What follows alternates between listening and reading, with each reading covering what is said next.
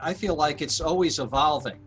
I never feel like I get to a point where I've reached the end and I know everything that there is to know about leadership.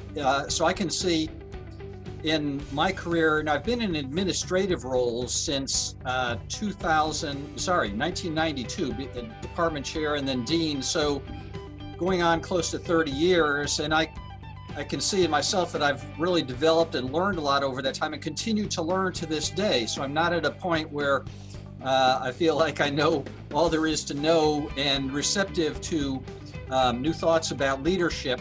So I view my role as leader really as a servant leader. I think I would say honesty and integrity are important parts of leadership, and recognizing that we are all human, so we are capable of making mistakes and will make mistakes, and those things happen, and not to hide behind those and put the blame on somebody else. So the other part is, I think as leaders, we sometimes forget to give credit where it is due. And I think that is a very important part of leadership that we should never forget. And also at the same time, be able to take the blame when things really go wrong. And sometimes they do go wrong. And you learn from mistakes and be able to accept that and then move on and say, okay, an honest mistake was made. It wasn't the intent to deliberately go down that path. And you learn from that.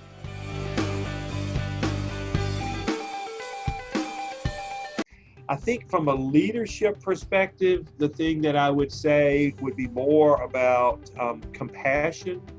And when I say that word, I mean understanding that people have so many different situations.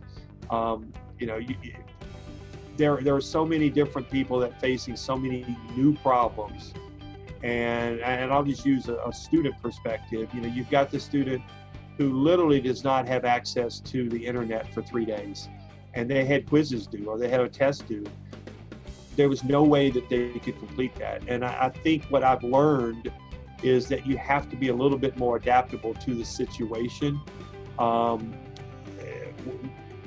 to allow things. So I would say as a leader, and the example I gave was with students, but I think it's the same thing when you're dealing with your faculty or you're dealing with administration.